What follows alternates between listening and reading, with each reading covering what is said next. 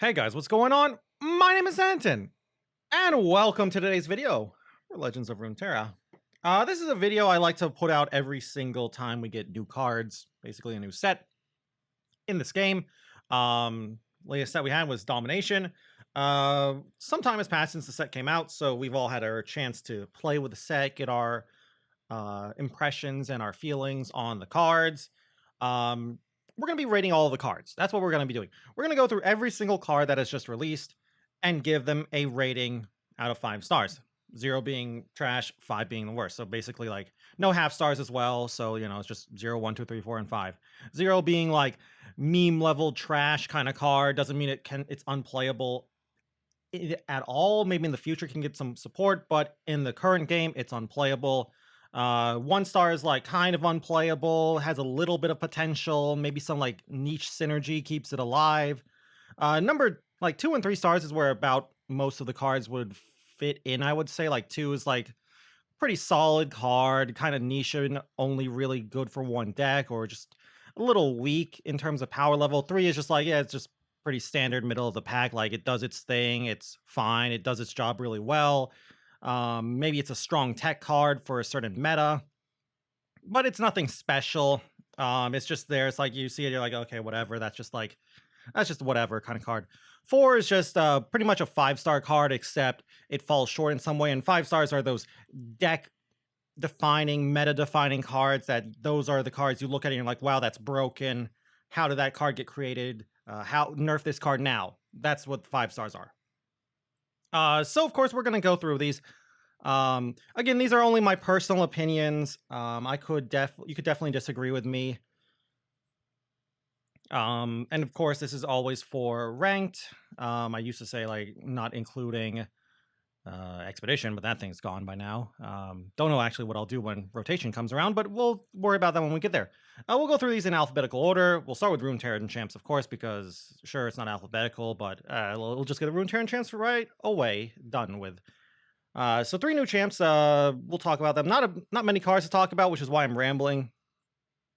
I don't know why I'm rambling. So let's go and look at the cards. So starting off with the Runeterran cards, just one Runeterran champ, and it's Varus.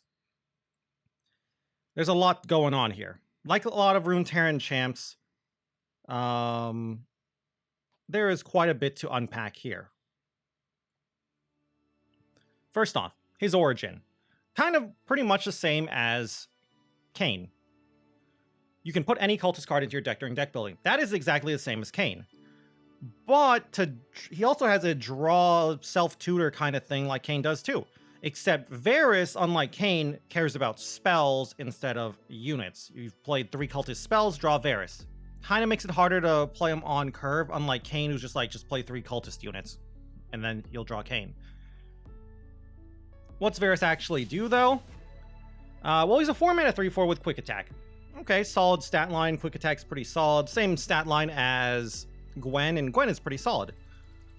Origin, we already talked about it. Auto-equip, Darkin bow. Level up, target 8 allies. So he levels up in the deck, so that's kind of nice. What's the Darkin bow do? Play a spell or equipped an ally, give me +1/+0 up to a max of +5/+0 until the next time the bearer strikes. Cute synergy. It's like, Varus is pulling back the bow, or whoever's equipped is pulling back the bow and charging up a shot or something. And so that's cute. What does Varus actually do when he levels up, though? Like a lot of champions, it's important to analyze what they do when they level up. When Varus levels up, he gets Overwhelm, and the Darkin bow can now go and now activates twice and can max out at +10/+0 instead of +5/+0. So basically, when Varus levels, he's meant to be a finisher. His champ spell is Chains of Corruption. 3-mana burst speed spell, give an enemy vulnerable, and give an ally +1/+0 this round. Basically, it's repeatable. It will create a fleeting copy of itself after you cast it, so you can keep casting it over and over and over as long as you have enough mana. I mean, so here's the thing. I feel like the problem with Varus, in my opinion, is this problem with a lot of Runeterran champs. Sacrificing a whole region for the Runeterran champ in the origin, you need a big payoff. And the payoff here is the Varus tutoring and cultists.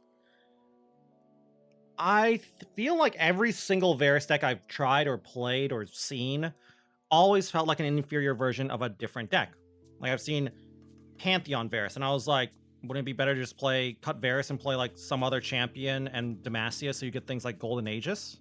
Varus Action, I was like, wouldn't it just be better to cut Varus and put in, I don't know, Ionia and Lee Sin, or maybe Severe and Demacia? So I don't know. I feel like he's just not doing enough unique stuff. Like at his core, I look at Varus and I'm just like, yeah, he's a beat stick. That's it. He's a quick attack beater who can get chumped before he levels up, and it takes him a while to level up.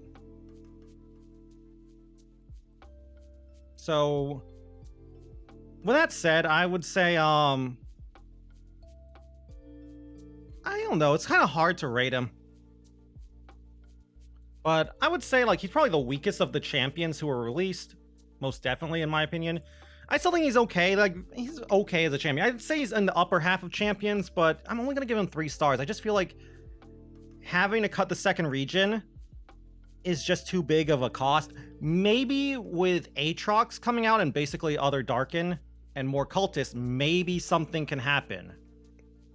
But for now, I'm not a fan of Varus. Anyway, let's go to our first region and let's head into Bandle City. First off, Blooming Cultist. It's a cultist card. 3-mana, 3/2, attune. Once you've equipped an ally this game, grant me elusive. I mean, it's fine. Like, the attune is what makes me keep from saying, like, it's whatever. It's nice that it can get elusive later, so you can just play it on curve if you want, but I don't know. I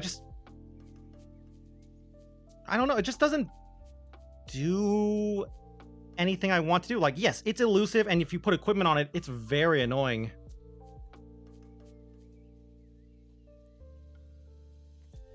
But I don't know, like, Bandle doesn't have that many elusives. Like, they have a couple of elusives. I guess, like, there are units, like champions, like Teemo and stuff, but I don't know. Like, I'm not really liking the elusive game plan here. Like, the idea, I assume, is you have an elusive and you put an equipment on it and then you go crazy with that equipment. And I've seen that before, and it's like, it's not terrible, but I feel like there are better strategies if you want to do something like that are similar. Still though, it's okay stats for the cost. Attune keeps it from being really bad, so I'll give it 2 stars. It's fine.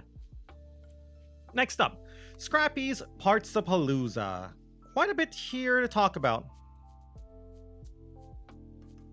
2-mana landmark. Okay. Interesting. When I'm discarded, summon me. Alright, so it's discard fodder. When you summon a Mecha Yordle, granted a random keyword.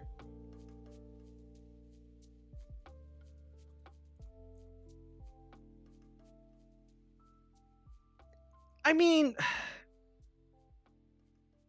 so here's the problem. Random. Random's not necessarily bad, but you need consistency. Like, the good thing about this is it is discard fodder. The problem is, outside of a Mecha Yordle deck, this does nothing. So, is it Rumble? Like, you play this in your Rumble deck? I guess, but the few successful Rumble decks we've had have always been like Noxus something else, and not really playing Rumble basically as a Noxus deck. So maybe we're supposed to play like a little heavier, like, I don't know, Bandle PNZ, Bandle Noxus. I don't know, like, maybe if we get more Mecha Yordle support, it's good because it is discard fodder, and Bandle doesn't have the greatest discard fodder, so I'm going to give it 1 star. I think it has a little potential, but I'm not too impressed by it. Next up, Sudden Surge. I like this card. I think this card's underplayed for a couple of reasons. One being Bandle is kind of just not that great right now. 4-mana burst speed spell. Once you've equipped an ally this game, I cost 2 less, so it becomes a 2-mana spell. Grow an ally to +5/+5 this round. So it's basically a bigger Purple Berry Shake. But you have to activate it first. Yeah, you can play it as a 4-mana card, but that's gonna suck. Yeah, sure, why not? Like, you can use it as an offensive spell to buff your, like, Daring Portal to a 5/5 elusive. Use it as a protective spell to save your, I don't know, your Lulus. I don't know, buff up Chompers. I think it's a solid spell. I'm not the biggest fan of it though, because I don't think Bandle has equipment. I'm trying to think right now. Bandle doesn't have any equipment outside of their Weapon Master. Maybe in the future if they get a Darkin weapon, sure, but I don't know. You're relying on your secondary region, or at least the Bandle, I think it's Bandle Targon Weapon Master guy, the 3-mana 2/2. So it is a little tough to activate, but it's still a very powerful card. Bandle itself is just not the greatest right now, so I think it's fine. It's solid. Not really a 3 of, but I think it's a solid 2 of, so I'm going to give it 2 stars. And then we head to Bilgewater.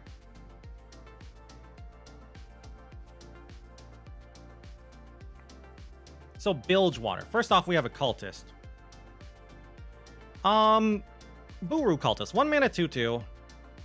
When equipped allies attack, deal 1 to the enemy nexus. So it's basically a Crackshot Corsair with more stats, but a much harder to activate ping, basically. I don't see why I would ever play this. I would much rather just play Crackshot Corsair.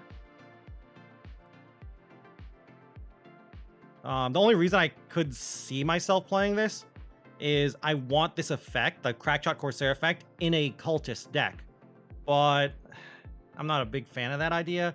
Yeah, it's got decent stats for the cost. Like, 1-mana 2/2 is playable. Like, in fact, it's pretty good stats for the cost. Like, we have played 1-mana 2/2s before, even 1-mana 2/1s that have upside. So maybe it can go in a Cultist deck, but Cultist decks have solid 1-drops anyway, so I don't know. I'm not... Plus, you also have to have the... It has to have an equipped ally attack, which shouldn't be too hard. You're a Cultist deck. That means you're Darkin, right?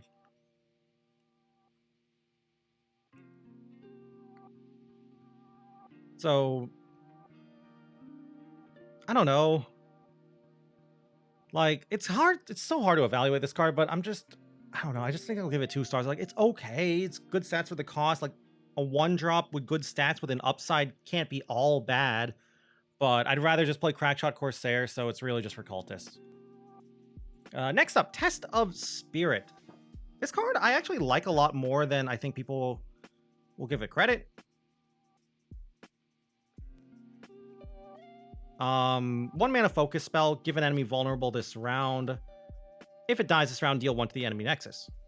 So there's a card called Ye Been Warned, which is pretty much the same thing as this card, except if the unit dies, you draw 1 instead, and the spell speed is slow instead of focus. That card's kind of okay.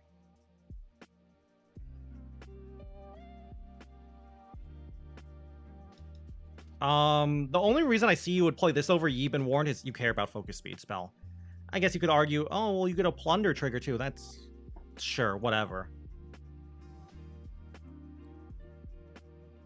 But I don't know. I think it's pretty solid with, like, overwhelm stuff. You know, like Illaoi, basically just Illaoi for Bilgewater. Maybe Gangplank. But I think it's okay. You know, you have, like, Sea's Voice or whatever the 3-mana 3/3 is to give your Tentacle Overwhelm, or an Illaoi herself, you give something, an enemy unit vulnerable, like a 1-mana 1/1 or something, and then you pull it in with this to push in a lot of damage. The ping actually matters because you're trying to push damage. So I think it's an okay card, but I think outside of any decks that play Overwhelm shenanigans, you would rather just play Ye Been Warned if you want this effect. So I'll give it 2 stars. It seems to have a home.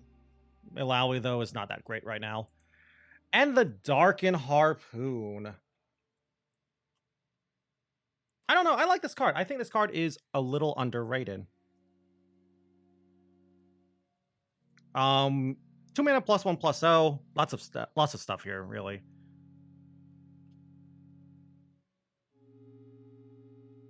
Fearsome. Attack. Draw 1 at the next round start and give it fleeting. You may spend 9 mana to play me as Ibaros. Ibaros kind of sucks because it's a 0/0 at its base, so it gets silenced, it just dies. Whatever. That has to feel bad. I've seen it happen. I've seen the Hush plays, and I cry for the person I see having that happen to them. But the Darkin Harpoon itself is pretty good. You put this on something like a Fizz, you're just getting insane amounts of card advantage. I just really like this card. I think this card is very, very underrepresented in the meta. Mostly because I think Fizz is not really that good right now, but I think this card is great.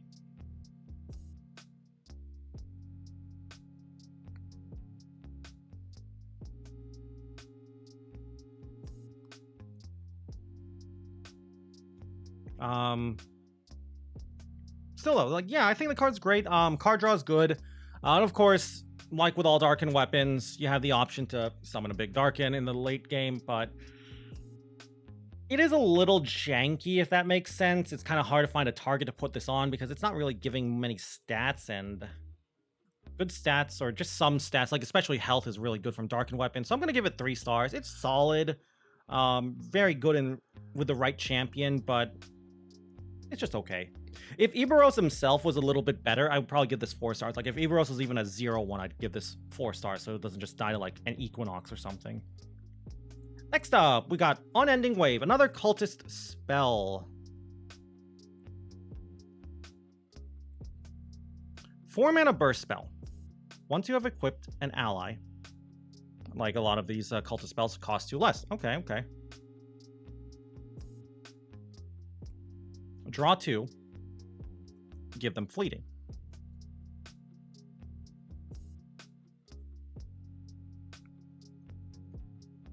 Sure. Here's the problem with this card.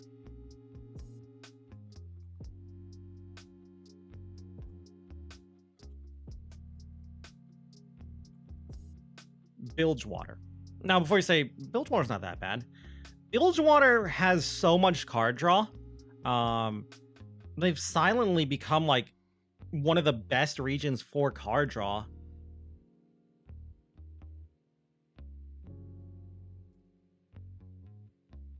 And while this is cheap, I feel like I'd rather just play, like, Eye of Nagakaburos, like, pay that extra mana to have the 2/2.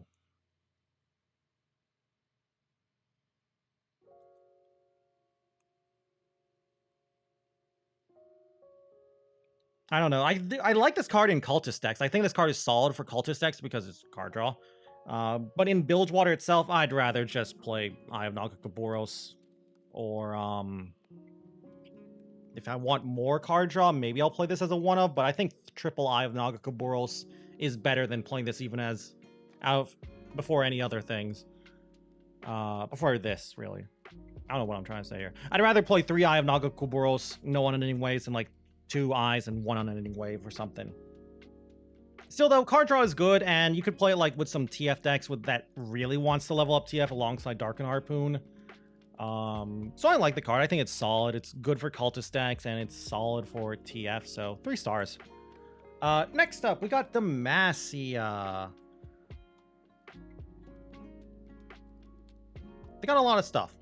They got a new champion as well. So we got a lot to talk about here with Demacia. First off, Blood-Cursed Harpy. 6 mana, 6/4 scout. Play, equip me with equipment that costs 2 or less from hand. Okay, a lot of these new cards are like that. First time I would die while equipped, fully heal me and destroy my equipment instead. That's nuts. That is so good. Basically, a Tryndamere with Scout. Sure, no Overwhelm, but Scout is a similar thing, like tries to push in damage.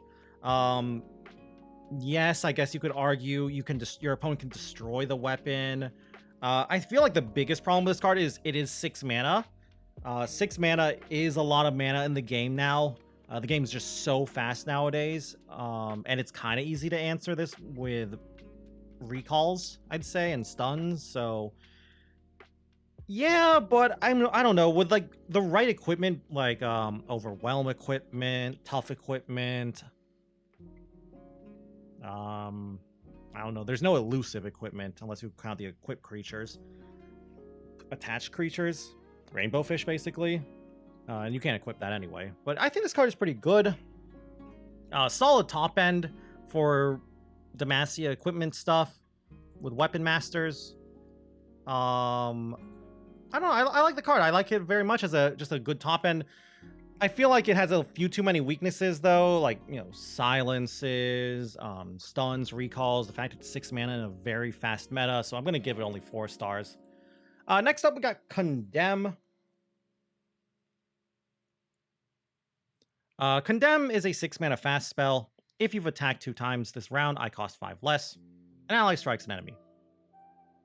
Okay. The problem is it's Demacia. Demacia has so many strikes, but I like it as like a one-of in some decks. Basically scouts or just decks that can attack multiple times, so Vayne decks as well.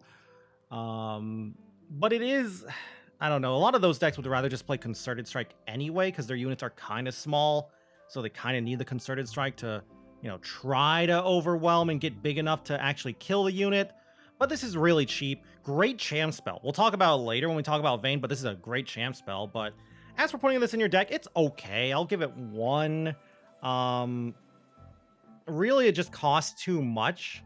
And having to activate, like, the activation cost is not difficult, but the kind of decks that can easily activate that and attack more than once a round, they don't really like this kind of card. So I'm going to give it 1 star. Okay, well, we got a cute little doggo. Faithful Wolf Dog. It's fine. 3 mana, 2/3. If an ally died this round, I cost 2 less. So it can be a 1 mana, 2/3. Demacia kind of has a couple of cards like this. Like they have that 6 mana spell, and they have that like 4 mana elite. Maybe it's a 3 mana elite. I can't remember because it doesn't see play. So yeah, it's not like it's a new thing to Demacia. Those cards have seen play too, but not much. Well, Remembrance is the 6 mana spell. It saw a lot of play until it just got too slow. As for this card, it's fine. You also get to, like the Harpy, you get to, when you play this card, you get to equipment that costs 2 or less from your hand. So it's kind of like a post-combat, if this makes sense, like a post-combat, maybe post-board wipe, board refill, but I don't know. Like, the way I see it is, you do combat, or your opponent plays a board, like a Ruination or a Avalanche or whatever. And then you're like, okay, I'll just refill the board with a couple of Watchdogs. I have the equipment from my units that just died, and now I've got a decently sized board again. I feel like there are better cards you could put into your Demacia equipment-based decks, though, so I'm not a big fan of this guy. It's a very good boy, but I'm only gonna give this 2 stars. Sorry about that, doggo. Next up, we got Fish Fight. Another strike spell. Unlike Condemn, this one's actually kind of nice. 2 mana slow spell. An ally and an enemy strike each other, or an equipped ally strikes an enemy, then is unequipped. I like this card a lot. One, it's actually cheap. Doesn't have a condition to be so cheap. The only negative is the slow speed, but it is very powerful. At fast speed, this card would be nuts at fast speed. I mean, at fast speed, it'd just be a better single combat, in all honesty. So at its base, it's a slow speed single combat, which is terrible. You care about the second part. Equipped ally strikes an enemy, then is unequipped. You can do a lot of shenanigans with this. At its baseline, you're just getting a 2 mana slow speed one-sided strike. But then you get to you have equipment back in your hand for these Equip Matters cards. If it's a Darkin weapon, you can use this in the late game if your opponent's just not killing the unit that has the Darkin weapon attached to it, which you'll see that happen sometimes. So you can summon the big Darkin. So, big fan of this card. A little clunky, but I really like this in the right deck. So I'm going to give it 3 stars. Slow speed does hold it back a lot, and it is in Demacia where there's a lot of strike spells, but I think it is a solid card. Next up, Icathian Myths.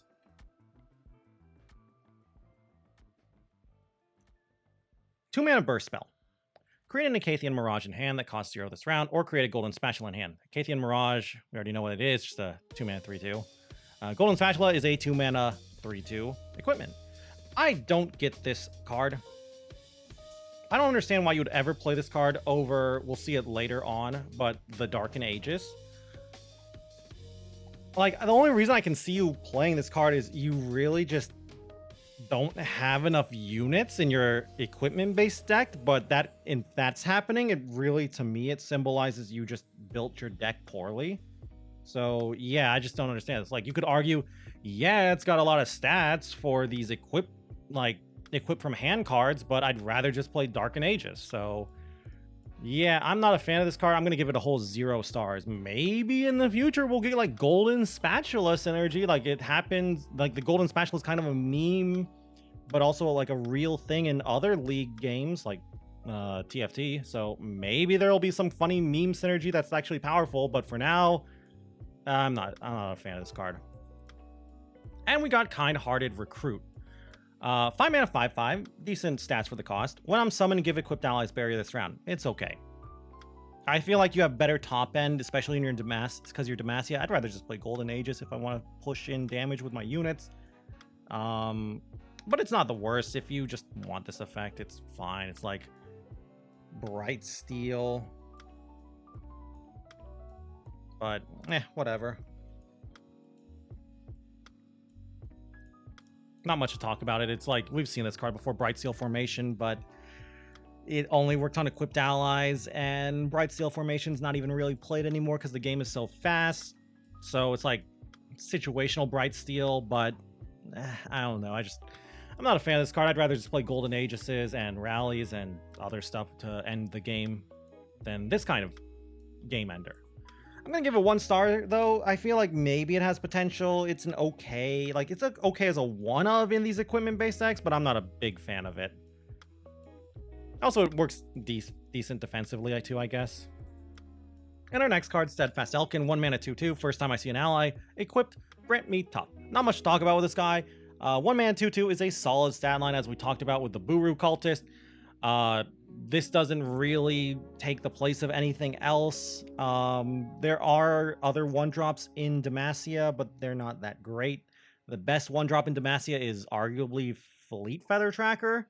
And that's not even that great anymore ever since the Bright Steel Protector nerf. I think it's Bright Steel Protector.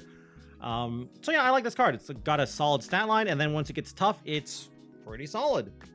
And it holds equipment fairly well too, thanks to its stuff. So I'm a big fan of this card.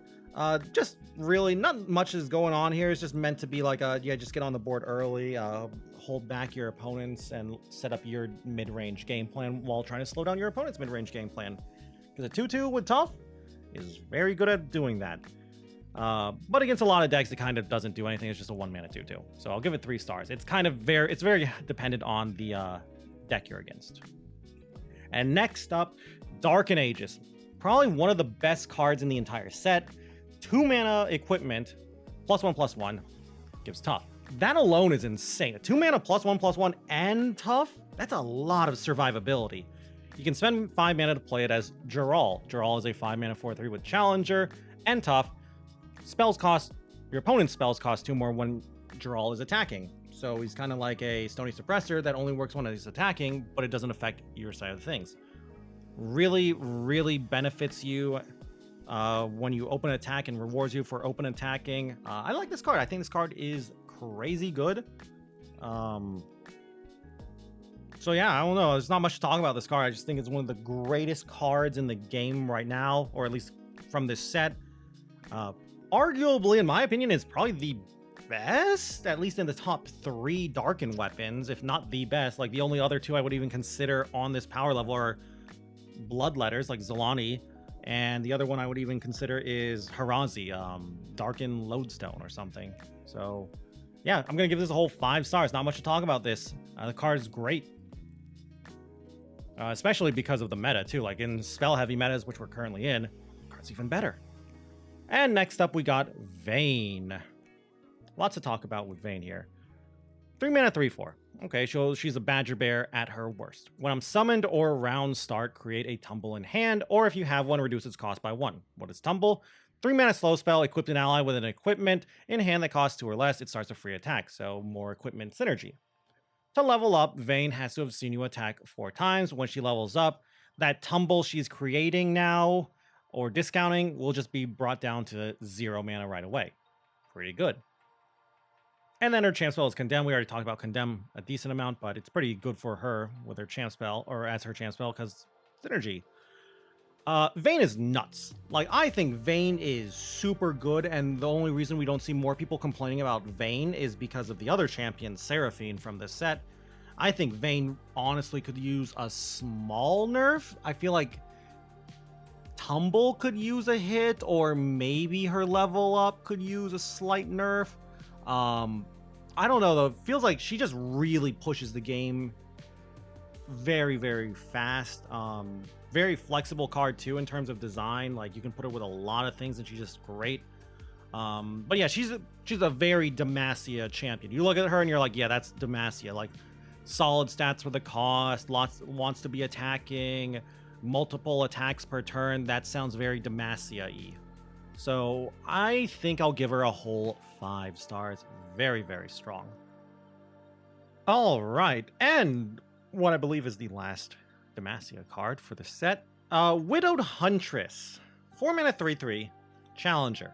Play equip me with an equipment that costs 2 or less from hand. This card I don't get. Like, I look at it and I'm like, yeah, this is pretty solid. Like a decent decent challenger unit, okay stats for the cost, and theoretically you can give her more stats and even a keyword thanks to the equip, but I don't know.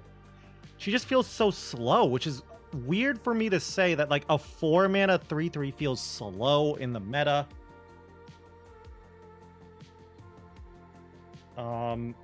So yeah, I don't know, like it's just so weird. It's like you put Darkin Aegis on her, you have a 4/4 challenger.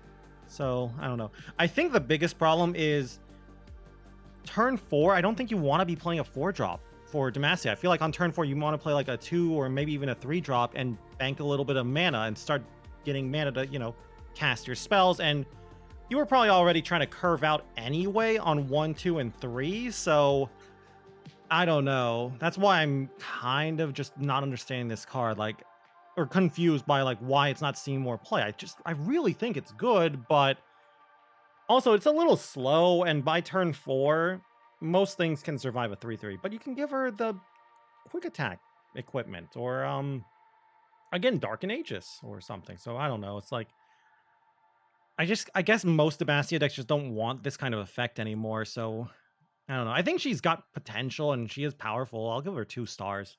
And I do have one more card for Demacia. Zealous Ranger Knight. 2 mana 2/3. Attack. Give equipped allies +1/+1 this round. I think this card is actually really good. Having 3 health does let it, like, just having its stat line of 2/3 really just lets it how to put this, survive removal. Like, are you really gonna waste some premium removal on a Ranger Knight? Because you know your opponent's most likely playing Vayne. If you see Ranger Knight, you'd probably want to waste or save your removal, your good removal, for Vayne, plus all their combat tricks like, you know, Sharp Sights, Chain Vest, Ranger Resolve, etc., etc. Catch. So yeah, I really like this. Solid stat line, very bulky for his cost, and he's decent payoff for all of the equip shenanigans. So, you know, pretty nice for Jack's decks too, Weapon Master heavy decks. So I really like the card. Gonna give it a whole 4 stars. The only reason I'm not giving him an extra star is he does require a lot. He's not the greatest payoff for playing lots of equipment stuff because he's not actually winning you the game, but he puts on a lot of pressure, not by himself. He helps you put on a lot of pressure, but he does require you to be relatively wide and to have a lot of equipment and all those things. So only gonna give him 4 stars. Okay, welcome to Freljord. Freljord didn't get much. They recently got a champion, this patch bundle, balance set bundle, whatever you want to call it. So we got, I think, like 3 or 4 cards here.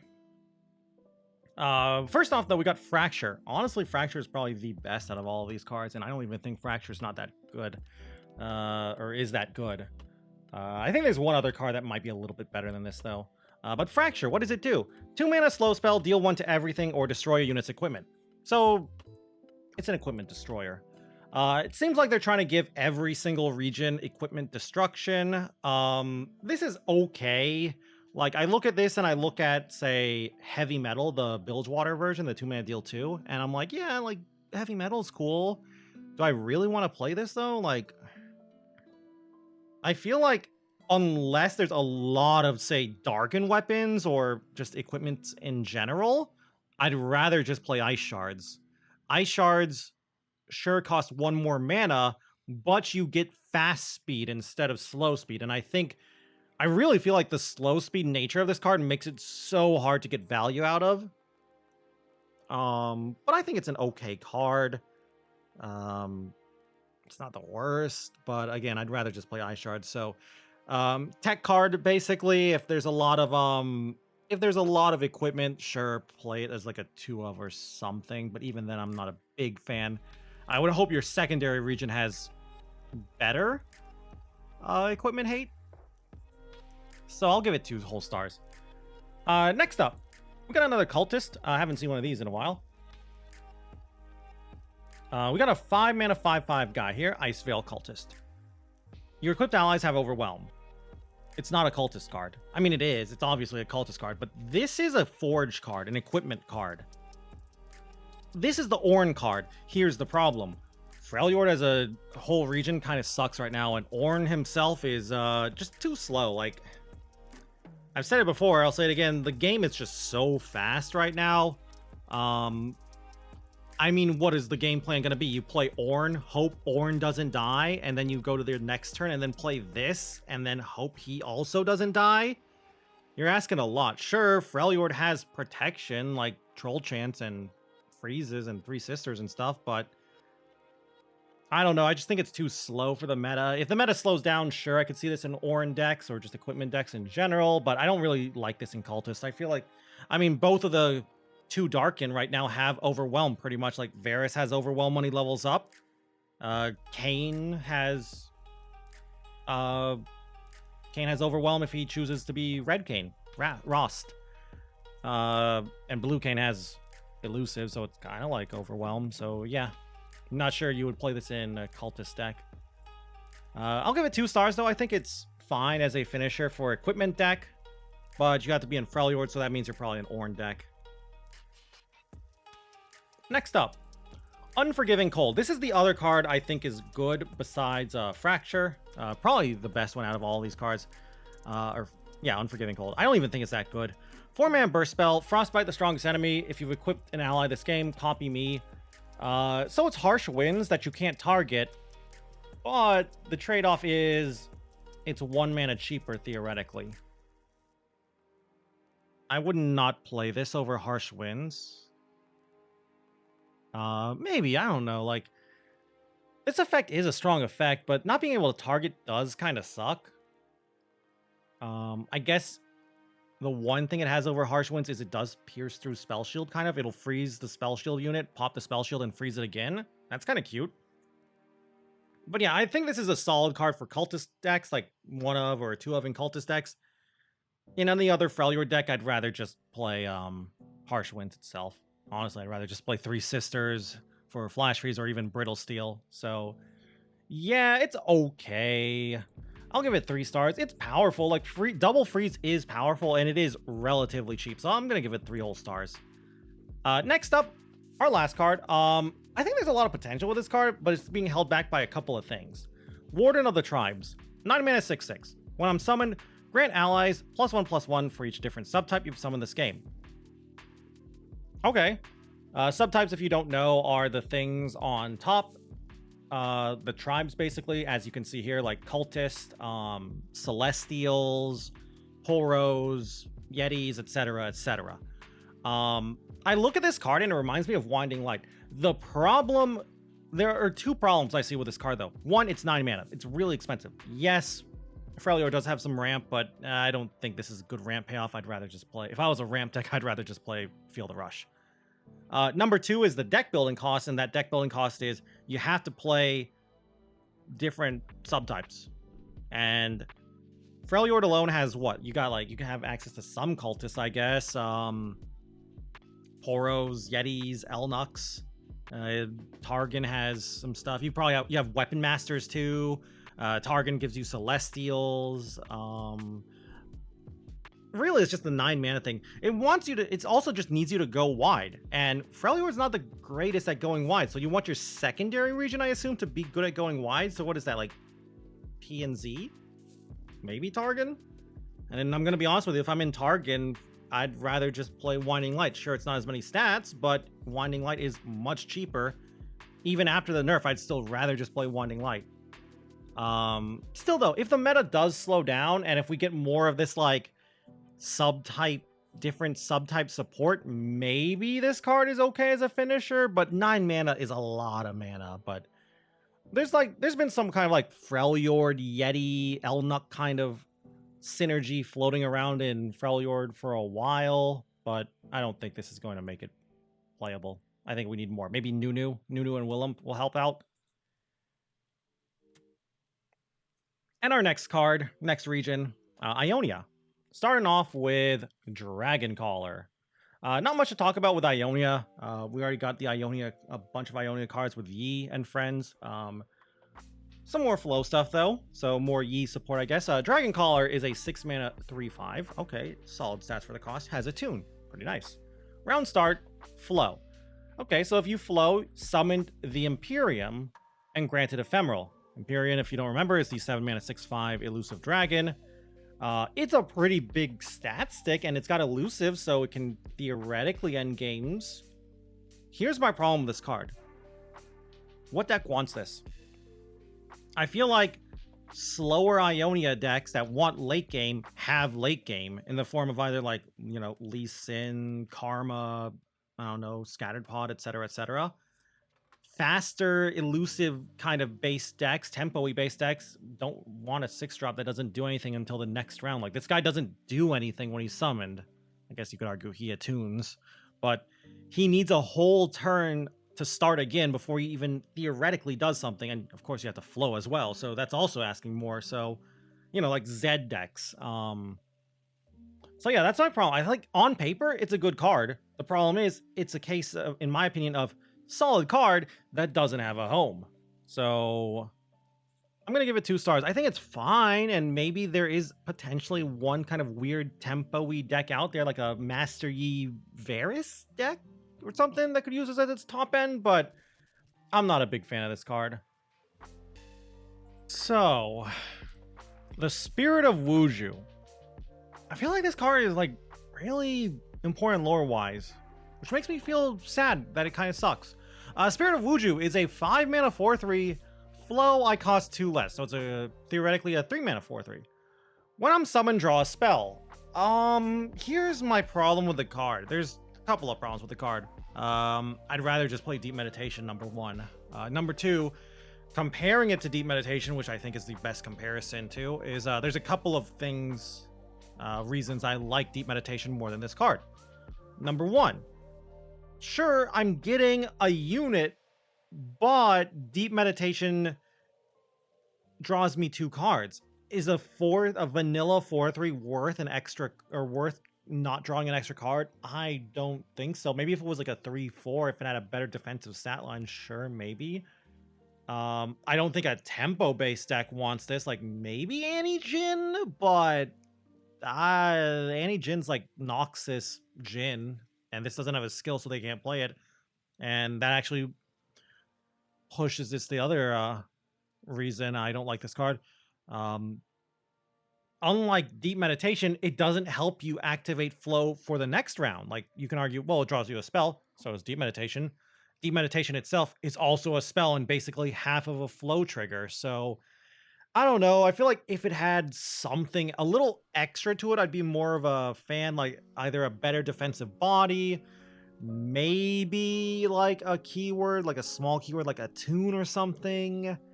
So yeah, like, I don't know. I feel like slower, more defensive decks would rather just play Deep Meditation, and even faster decks would rather just play Deep Meditation too, because that card's just great. So yeah, I'm not a big fan of this card. I'm gonna give it 1 star. Like, maybe there's some kind of weird board-based deck that wants this, but the lack of a keyword really just hurts a lot, I feel. So I'm only gonna give it 1 star. Speaking of skills and flow, the Witness, 4-mana 3/3 flow. I cost 2 less, so she can be a 2-mana 3/3. Play, stun an enemy, and it is a skill. So right away, quick comparison to Stagehand, the 2-mana 4/2, used to be a 4/4. I think this card gets played. I would say if you want to play Annie Jin, you should play this over Stagehand. Sure, this has less power because Stagehand is a 4-attack unit, but I think the difference between 2 and 3 health is kind of meaningful. It shouldn't be that hard to activate flow, I think, especially in an Annie Jin deck, because, you know, skills work towards flow.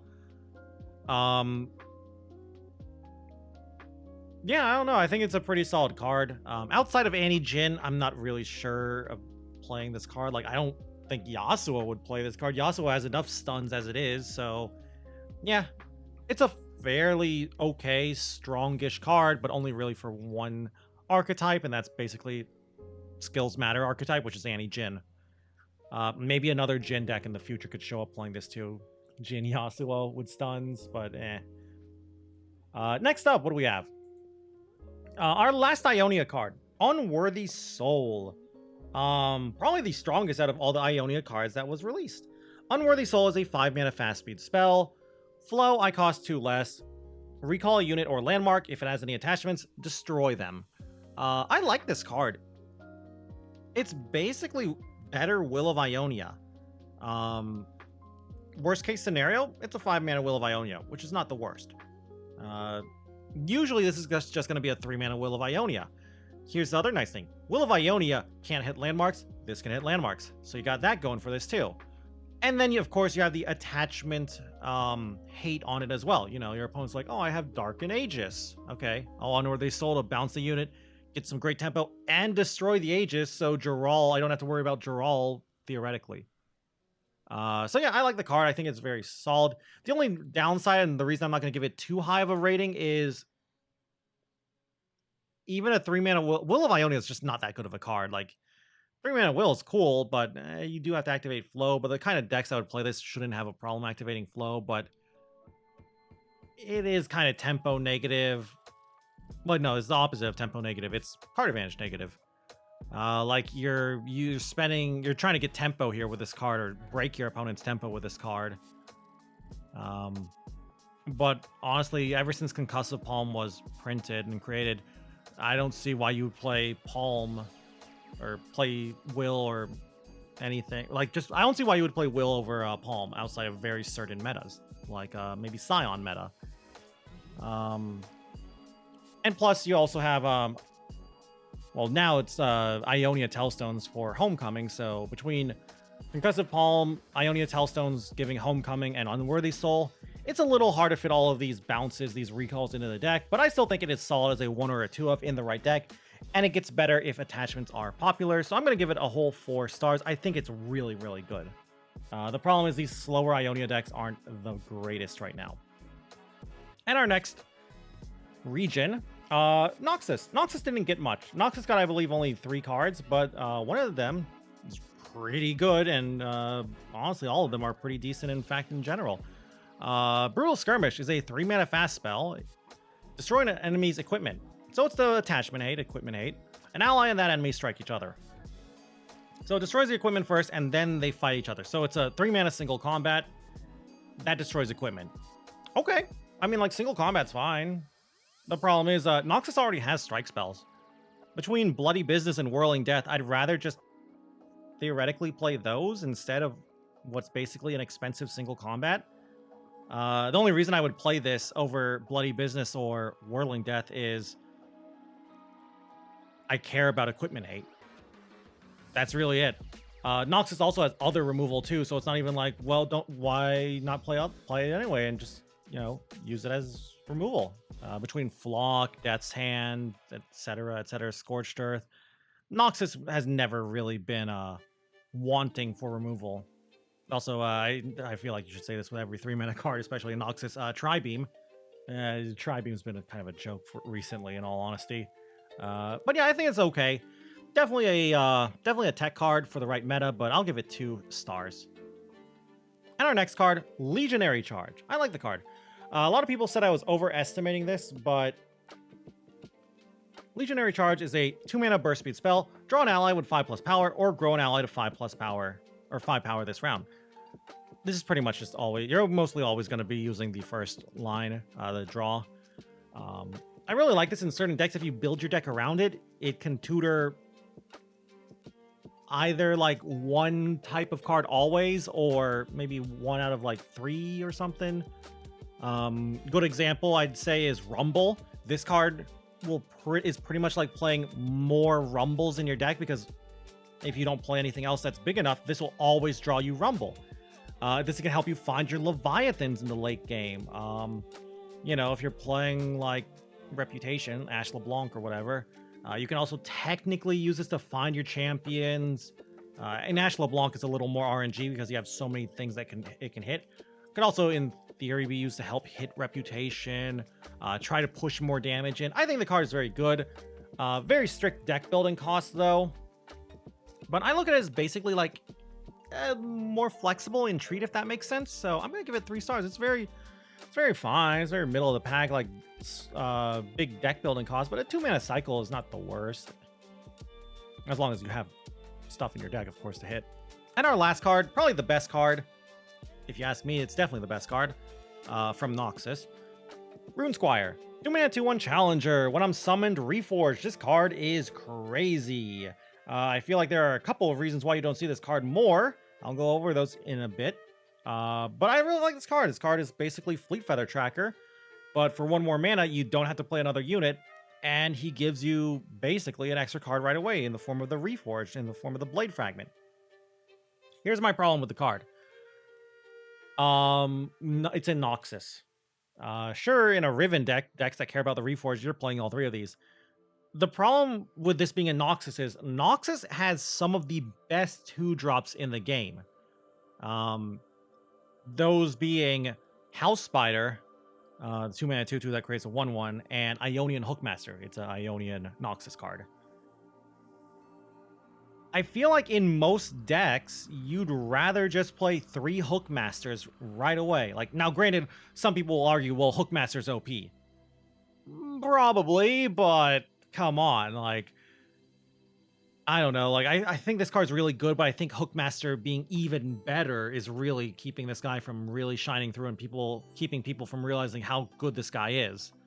And for more defensive decks, I feel like they would rather just play House Spider anyway. Still, though, I'm going to give him a whole 5 stars. I think he's just so strong. I mean, Hookmaster's also really, really strong, too. I'd give Hookmaster 5 stars, too, but this guy's also really strong, too. And if Hookmaster does get nerfed, you'll probably see this get played more in Noxus decks.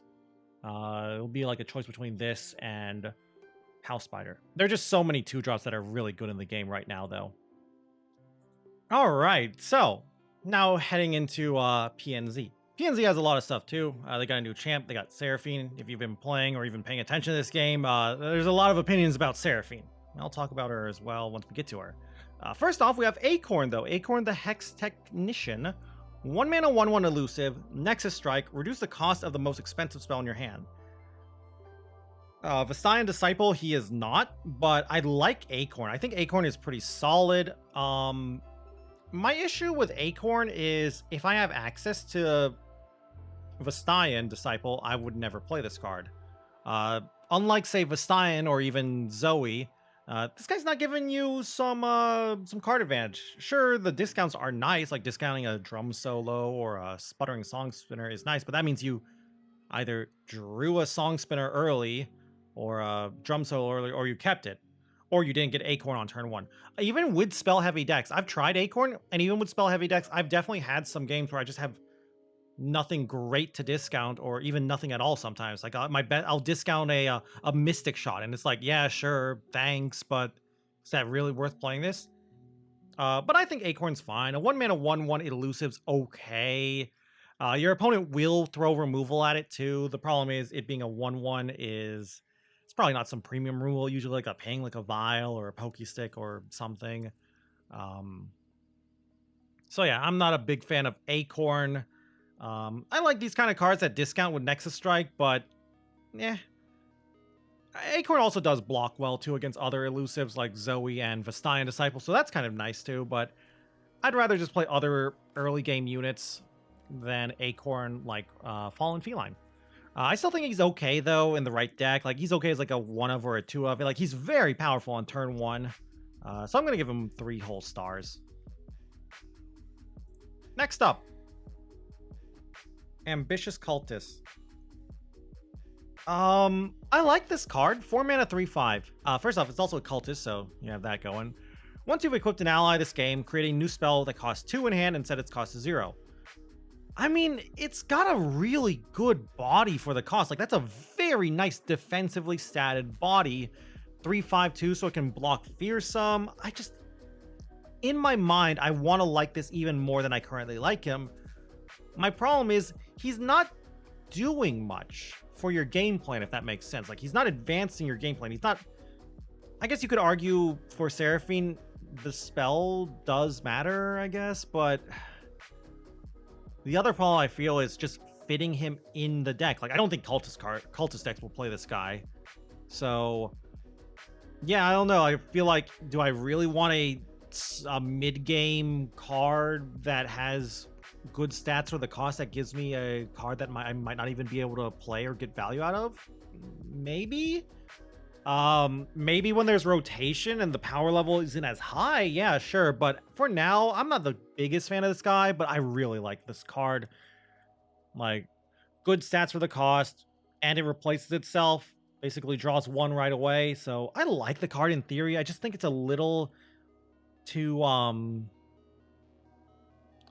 the RNG hurts it a lot, if that makes sense, and it just doesn't help accelerate your deck's game plan usually, I'd say. Or there are better ways to do it. So I'm gonna give it 2 stars. It's okay if you're just struggling to find like that 39th or 40th card of your deck to just slot this in. But you also have to figure out how to equip an ally, which, I mean, that's just called play Weapon Masters, right? Next up, we got Crowd Pleaser. 2-mana burst spell, give an ally +2/+0, and quick attack this round. Flow, create a new 2-cost spell in hand. On paper, I like the card because it replaces itself. The problem is, first off, we've had a card like this before. I can't remember the name of it. It's like Rising Force or something. 3 mana, given an ally +4/+0 and quick attack or something like that.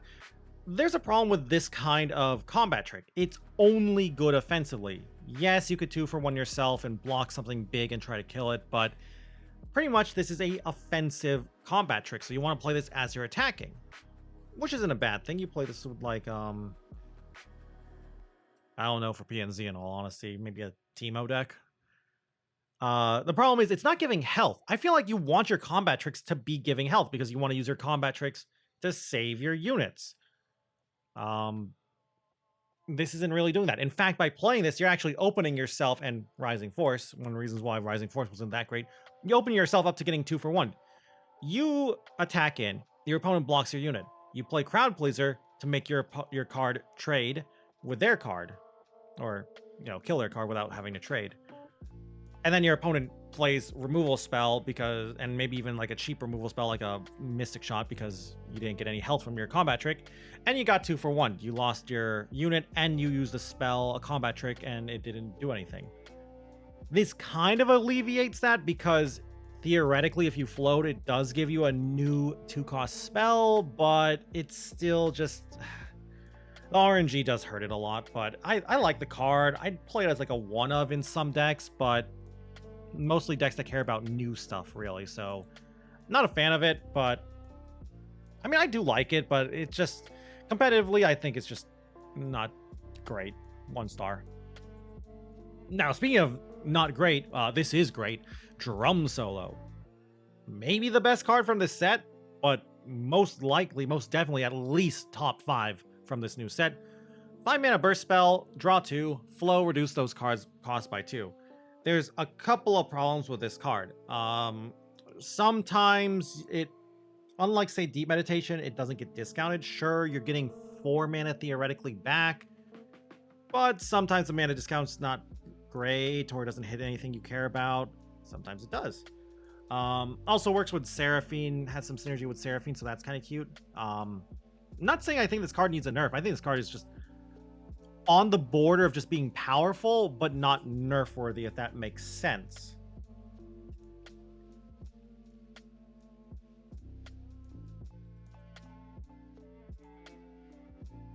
So I don't think it's going to be a mystery as to what I'm going to rate this card. I'm giving it the whole 5 stars. I don't think there's anything like terrible about this card. Yes, against more aggressive decks, it might be a little slow, but I'll still play it as a 2-of. Like, if I'm casting enough spells and activating flow often enough, I'm putting these as a 2-of in most of my PNZ decks. So yeah, I just really like the card. It's just great. Enables some like shenanigans too because of the discount. So yeah, big fan of this card.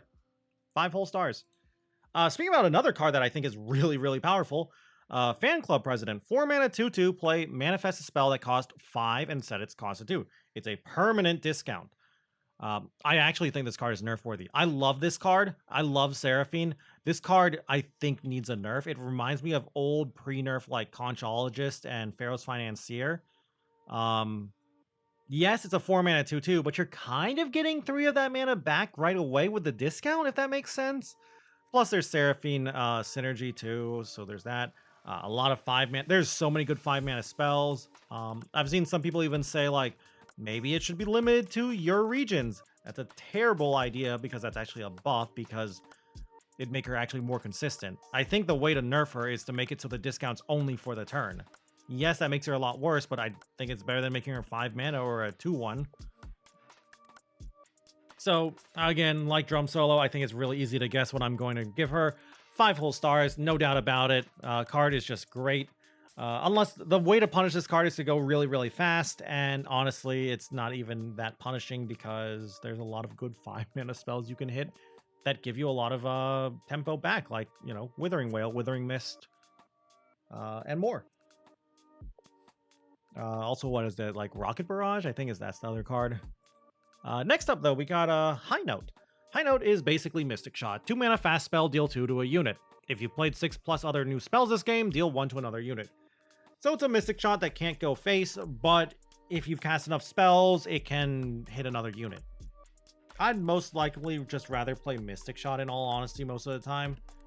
Even for more control-y decks. Because, like, sure, even for those more control-y decks, the burn doesn't matter that much, but it's still nice to have the option to, especially because a lot of decks just don't have healing, so all the damage is basically permanent.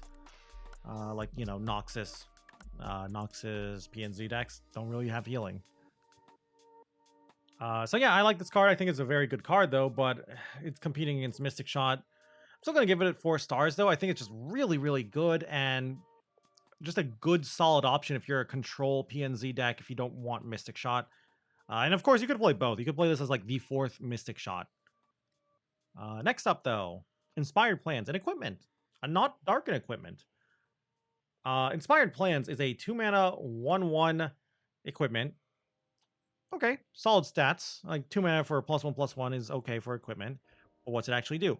When you attack, when that unit attacks, create a new 2-cost spell in hand and give it fleeting. I like it. I like it as a one-of in a lot of my more value-oriented decks. Lets you push your units outside of removal ranges, you know, push your pingable units outside of pings, 4 health units outside of 4 health so they don't die to flock. Just a solid card. Lots of 2-mana spells just give decent value too. You know, you get combat tricks to theoretically heal, cycling, draw spells, removal. Most 2-mana spells are decent, and if you do hit a bad one, it's fleeting, so it won't even clog up your hand. So I'm gonna give it 2 stars, though.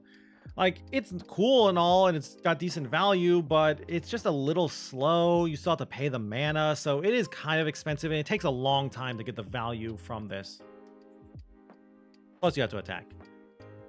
Next up, Seraphine. Probably the best champion from this set. There's a lot to talk about with her. Seraphine is a 2-mana 1/4, so she has that zillion stat line. Very good defensive stat line. When I'm summoned, create a random new 2-cost spell in hand. Okay, she doesn't choose from only her regions, so you gotta play around everything if you see a Seraphine come down. Level up. You've played 6+ new spells this game. So, I like this card. Zillion, I've always liked Zillion in control. The problem with Zillion control has always been Shurima as a control region kind of sucks. It's more of a mid-rangey and combo-y region than control, unless you want to count like Sundisk, I guess, but Sundisk is weird. But PNZ is a great control region, so if you don't even level up Seraphine, she does fine. She's a 1/4, so she blocks really well. The 2-cost spell is almost always decent. And then when she levels up, this is not even without mentioning her level up. When she levels up, whenever you play a new spell that costs 2 or less, copy it with the same targets. Basically, she's a miniature Karma, and it's not hard to level her up too. 6 new spells, that's so easy to do. Especially if you build your deck in a way that you're playing like a lot of 1-ofs and 2-ofs, like High Note, like you play like 2 Mystic Shots, 1 High Note, like a 1-of Thermo, etc., etc. Not to mention the synergy with Ezreal doubling spells, like, you know, it is like Karma Ezreal, but with Seraphine instead. And her champ spell is High Note itself, so yeah, there's just She's got insane amounts of value. She's got OTK combo potential. She's just got insanely good good stuff going on. Maybe she needs a nerf, but I'm gonna be honest with you. I love the design. Yes, I know RNG, randomness, wah, but it's card games. There's always going to be a hint of randomness. This is the kind of randomness I know a lot of people don't like, but it's value. I like value. I'm sorry. It's been a long time since we've got a value champion, and I just really like the card. I do feel like the Seraphine decks need a nerf, but I would rather nerf around Seraphine and nerf like Back Alley Bar or even Ezreal or Fan Club President before I nerf Seraphine. I think nerfing her health hurts a lot, but she could honestly probably go to a 1-3. Making her a 3-drop is terrible in my opinion. Maybe nerf her level up requirement to 7. I think 8 is a little too much. I've seen people even say nerf the way she doubles spells, but that's like the whole point of the champion. I don't know. I like the card. I think she's really fine. I think she's a great design, but the balance and power level of her is a little busted, and she's just, her and her kit is just a little too strong. And again, it's like Ezreal is making a champion look really good. You know, we've seen it before. Ezreal Kennen, now Ezreal Seraphine, Ezreal Draven, Ezreal, etc. Still though, I'm gonna give her 5 stars. Not much to talk about there with that rating, and she's just great, no doubt in my mind. 5 whole stars for her. And our Darkin weapon for PNZ, the Darkin Harp, 2 mana +2/+0, quick attack. Can spend 8 mana to play me as Steratu. Steratu is a 8 mana 8/6 with quick attack. Attack, draw 2, then reduce those cards cost by 2. Kind of a drum solo kind of thing there going on.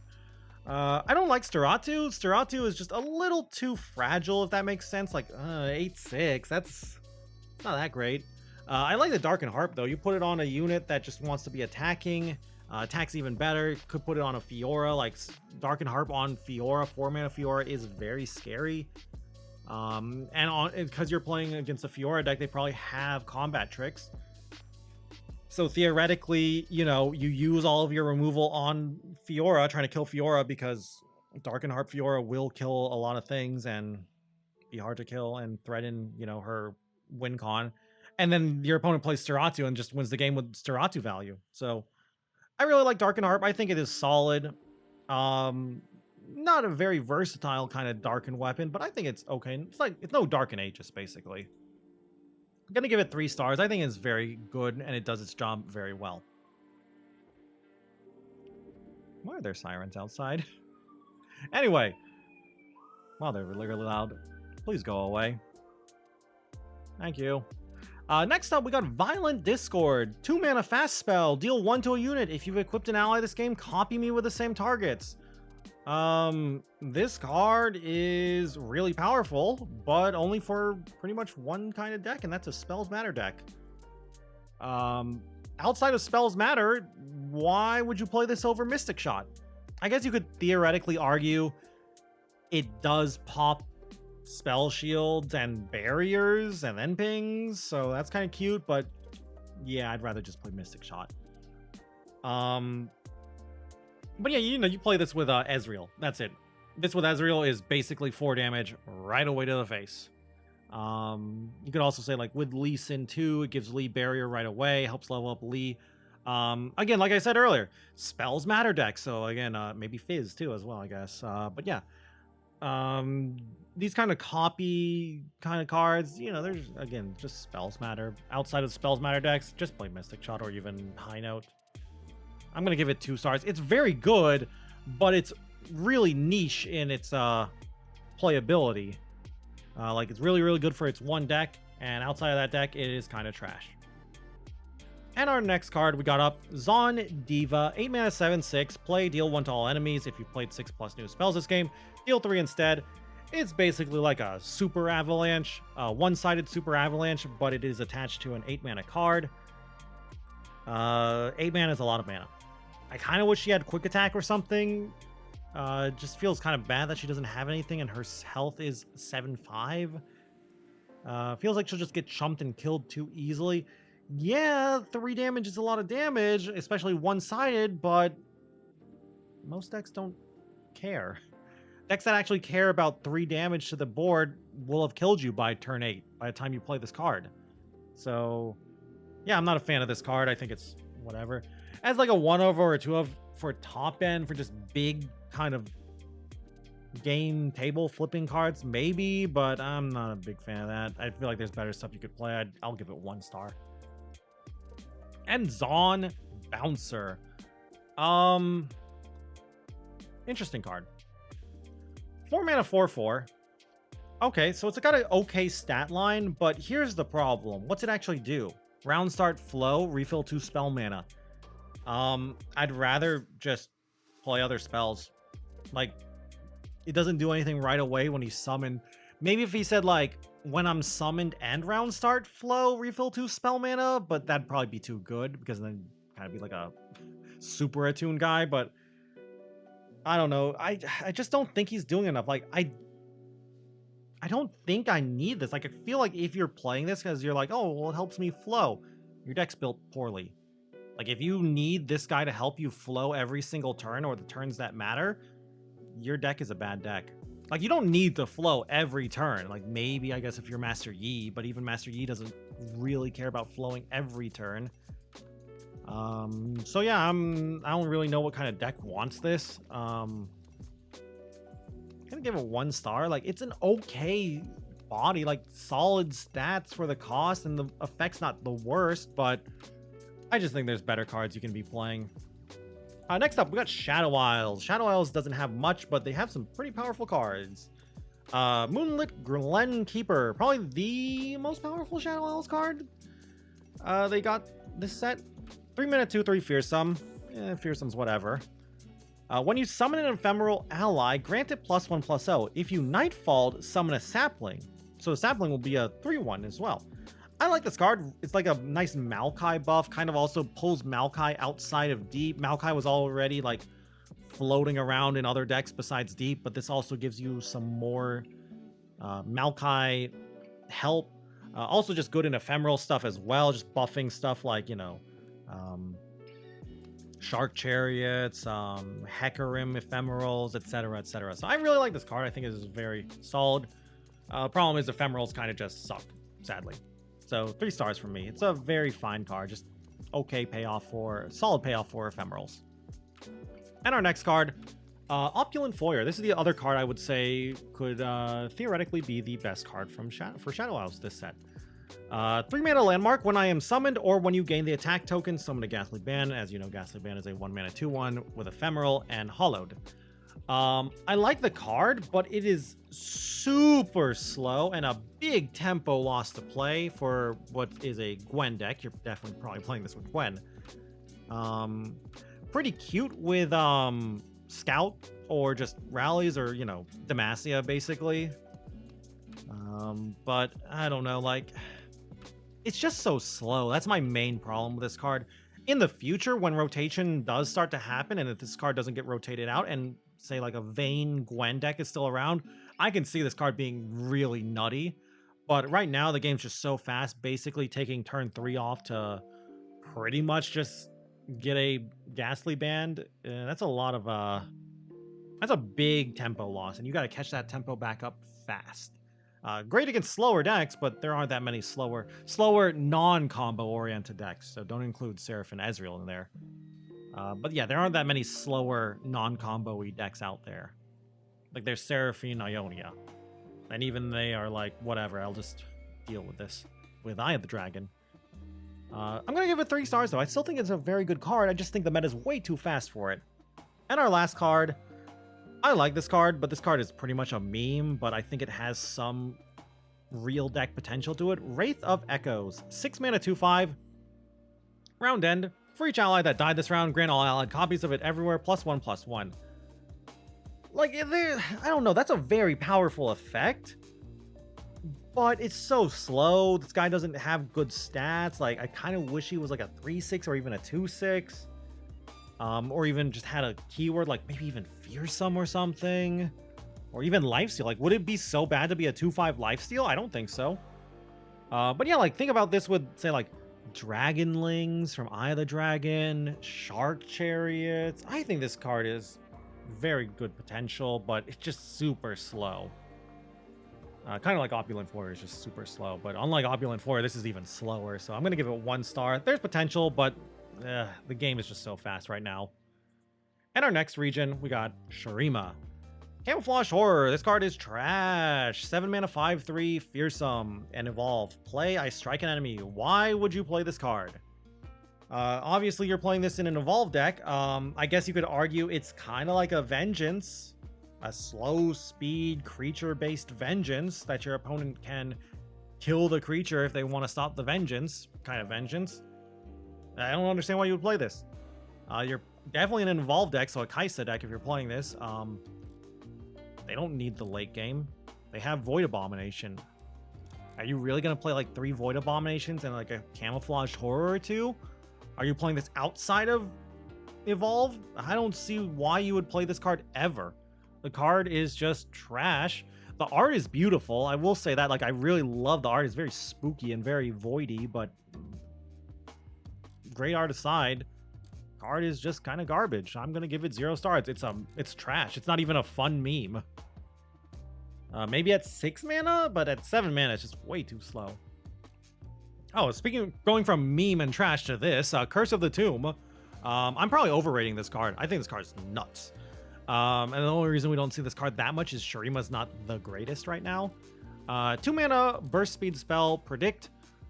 Like, why does this card even have predict on top of it? All of this stuff it does. Give a unit, I take double damage, and if I would die, obliterate me instead. So it even deals with last breath stuff. It deals with weapons too, because if a unit dies and it's equipped, and it was obliterated, the equipment is gone. So that on top. So I guess you could technically argue this is Shurima equipment hate. And then it predicts on top of all that. And then, of course, there's the synergy with Overwhelm. This basically doubles Overwhelm damage. And if you play 2 curses, it quadruples it. It doubles it again. So I think this card's nuts. It's just that Shurima itself, outside of action, has kind of been lacking in terms of power and direction. Like, Azir Aurelia is a joke. Sundisk, yeah, that's also a joke.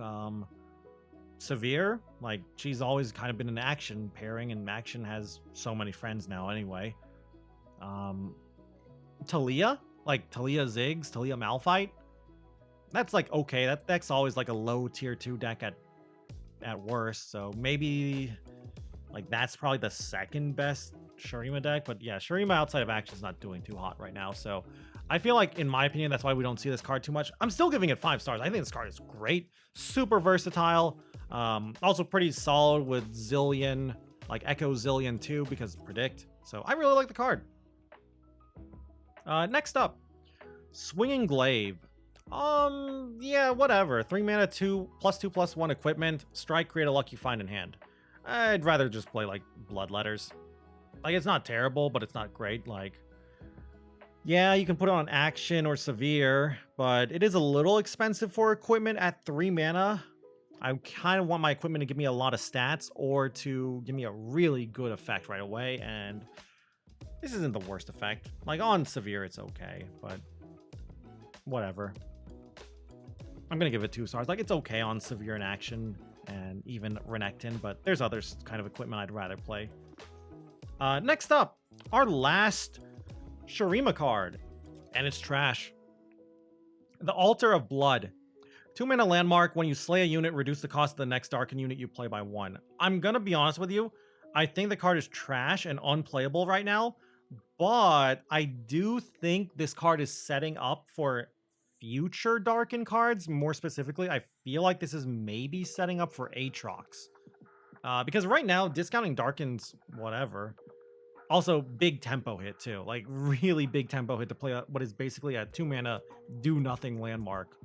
And those are never fun to play. So yeah, I'm going to give it a whole 0 cards. And our final region, we have Targon. Targon only has, I believe, 3 cards. No new champion. First off, they got the Lunari Cultist. It's also a Cultist. I think the card is fine. I don't think it's a great card outside of Cultist decks. I think it's solid for Cultist decks. Like, 2 mana 1/3 when I'm summoned or once you've equipped an ally this game, create a gem in hand, so theoretically could give you 2 gems. In any other Tarkin deck that would even consider playing this, I'd much rather just play Mountain Goat. But for cultist decks, yeah, sure, why not? Like, you can play this in your Varus decks, help level up Varus, put it in your Kayn decks, I guess. I think it's solid. Cultist decks, though, already have such good early game, though, so it'd kind of be hard to fit this card in. But I think for a Varus deck, you would definitely play this as, like, at least as a 2-of. So it's okay in Varus decks, but Varus decks are kind of a joke. So I'm going to give it 2 stars. It has a home, but that home's not that great. And our next card, the strongest Tarkin card that we got this set. I'm not even going to say, like, in my opinion, I just think this is the strongest Tarkin card in the set. The Expanse's Protection. 4 mana burst speed spell. Once you've equipped an ally this game, I cost 2 less, so it can cost 2. Give an ally spell shield this round. It's basically 2 mana Bastion. There's a lot of pings in the game, though, nowadays, so Bastion spell shield's not that great anymore. Here's the other problem with this. You have to equip, so there's that, which is not that hard, but this card is really annoying. You might say, like, I honestly just think this is better than Bastion almost always. Like, maybe in Lee Sin decks you would still play like a 1-of Bastion over this, but 2 mana is so cheap. And yes, you can't really proactively play it, which I'd assume is kind of the advantage of Bastion over this. Yes, I know Bastion also gives you +1/+1, whatever. But I don't know. I think this being 2 mana is just so much better. Sure, it's only for the round, but you're usually playing Bastion in response to removal anyway. Like, oh, my opponent's playing Vengeance. Let me Bastion in response. So, yeah, I like this card. I think it's very powerful. I think it's very strong. Tarkin, as well, though, has kind of not been doing too hot outside of Pantheon. So I'm gonna give it 4 stars. But Tarkin as a region's not that great right now. And our last card for all of this set, Twilight Protector. This card is weird. 2 mana 2/2 Daybreak. Give Daybreak allies +1/+1 this round. Nightfall. Grant Nightfall allies +1/+0 this round. What deck wants this? Like some weird Diana Leona deck that plays like an Invoke Diana Leona deck is the only deck I can think of that wants this. And that deck is honestly not the greatest, but it does grind hard. So, I don't know, like, thanks to Eclipse Dragon and maybe even Star Shaping and Trifecta, it can grind hard, and it's got a decent mid-game plan. Its weakness is just, it kind of doesn't, it's just too fair, if that makes sense. Like, it's not really doing anything broken. The most broken thing it does is big invokes, and that's not that great anymore. So, yeah, I don't know, like, giving all of your Daybreak stuff +1/+1 is pretty strong. So, I don't know. I think it's okay. Like, you can use... It's also technically a Nightfall card for Diana, so it can activate Diana to give her Challenger again. If you have Ravoon, you technically get both of the effects too. So, I think it's okay. I just don't think there's enough Diana-Leona synergy or goodness right now, if that makes sense. Like, I don't think Diana Leona is a good deck at all. I'm gonna give it 2 stars though. It's fine in that deck, but outside of that deck, like a Leona Asol deck, you would never play this. Nightfall deck, you wouldn't play this in Nightfall. So yeah, I'm just gonna give it 2 stars. And that's it. That is all of the cards from Domination. I hope you enjoyed the video. I'd love to hear your opinion though on the set as a whole. Like, do you like this set? I know a lot of people don't like the set because of Seraphine. I like Seraphine, but that's because I'm a value lover and I love cards that give value. Also, do you just disagree with some of these cards that I rated? Love to hear your comments on whether you agree or disagree. And maybe there's some card I think is trash that you think has potential and I'm just being mean and not fair. And if you guys just enjoyed the video in general, I'd love if you could leave a like or a comment down below. Always helps out the channel and always helps out me. And if you guys want to keep up with the Legends of Runeterra content, you can always go and subscribe to the channel as well. So yeah, that's going to be it for today. I hope you enjoyed the video. And if you want to watch me play some more or play some Legends of Runeterra, you can go and check me out over on Twitch at twitch.tv/Zenaton, where I stream pretty much every single day. Anyway, though, with that all said and done, thank you all again once more for watching this video. And until I see you guys in the next one, bye.